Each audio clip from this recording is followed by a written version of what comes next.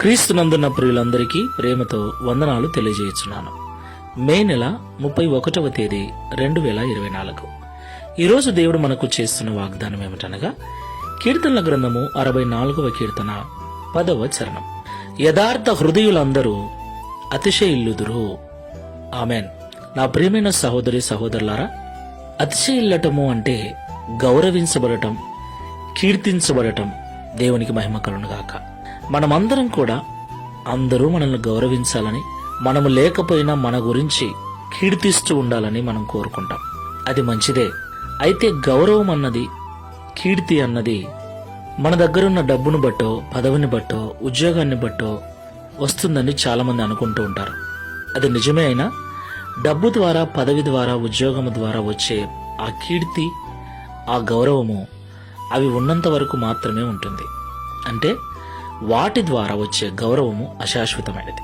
మరి శాశ్వతమైన గౌరవము, శాశ్వతమైన కీర్తి మనమున్నా మనం లేకపోయినా ఇతరులు మన గురించి గొప్పగా మాట్లాడుకుంటూ ఉండాలంటే మనం ఈ లోకంలో జీవించినంత కాలం యథార్థ హృదయులమై ఉండాలని దేవుడు కోరుకుంటున్నాడు.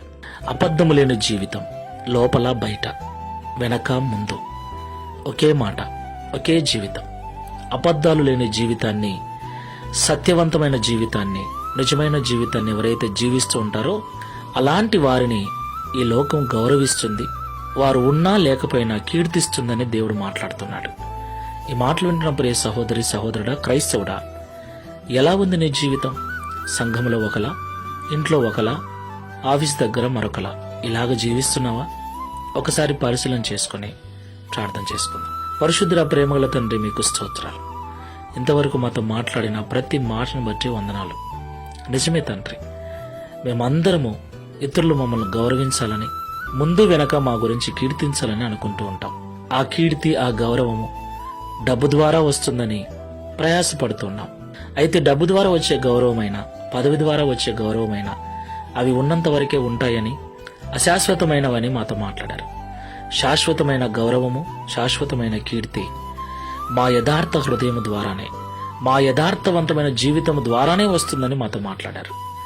ఈ ప్రార్థనలో ఏకీభిస్తున్న మేమందరము కూడా సంఘములోను, ఇంటి దగ్గరను, సమాజంలోను, పనిచేసే చోటను, ఎక్కడికి వెళ్ళినా ఒకే మాట, ఒకే జీవితం.